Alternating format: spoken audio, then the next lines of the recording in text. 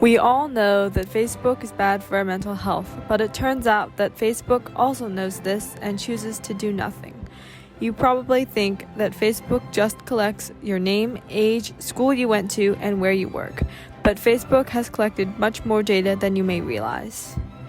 The data economy is a market in which participants, knowingly or not, exchange their personal data for a commodity.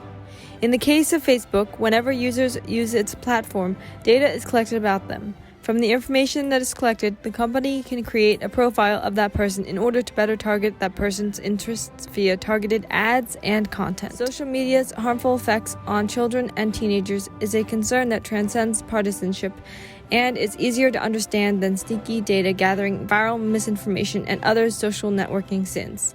The whistleblower claims that Facebook is consciously negligent of their harm to users, and she provided evidence from internal research on factors like addictiveness, depression, and anxiety.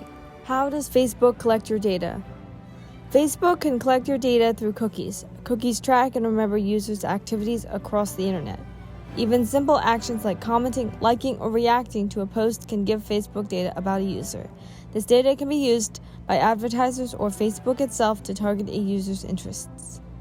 Facebook has partnerships with a whole host of marketing firms and ad networks, so that activities on other sites, including but not limited to logging into a third-party service with your Facebook account, can be combined with your Facebook profile. Location tracking also gives Facebook information about you. It gives them information about where you shop, what restaurants you go to, where you live, etc. Facebook can then use these services to suggest people you should connect with on the platform. And even with location services turned off, Facebook can still track your approximate location by using your IP address. The algorithm. Facebook takes every post available in a user's network, aka the inventory, and it scores those posts according to predetermined ranking signals, like type of post, recency, etc. It discards posts that a user is unlikely to engage with based on that user's past behavior. It also demotes content that users don't want to see, i.e., clickbait, misinformation, or content that they've indicated they don't like. It runs a more powerful neural network over the remaining posts to score them in a personalized way.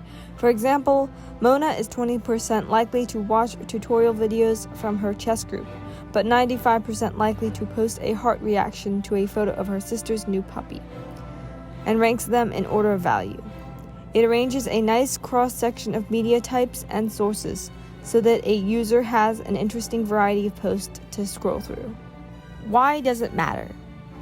Facebook's amplification algorithms and engagement-based ranking, the part of the algorithm that rewards posts that get the most likes, shares, and follows, were driving children and teenagers to destructive online content, which was leading to body image issues, mental health crises, and bullying.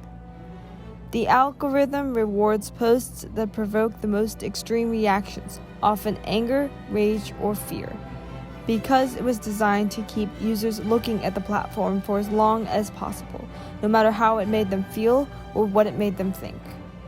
There are ways that you can stop or at the very least limit the amount of data that Facebook is collecting from outside its app. To stop Facebook from collecting your data altogether, users must delete their Facebook accounts and any other social media accounts owned by Facebook. If you don't want to delete your accounts, here are other options. Users can change the privacy settings within the app to not allow off Facebook tracking. Starting in the spring of 2021, Apple also began to let users tell apps like Facebook to do less tracking. Users can universally turn off tracking in the Settings app on the iPhone. For more lasting change, you can write letters to your representatives urging them to advocate for federal regulation of Facebook. There is so much more about this topic that could not fit into this video. I encourage you to do more research. Click on the links below to learn more about the data economy and about Facebook. Thank you.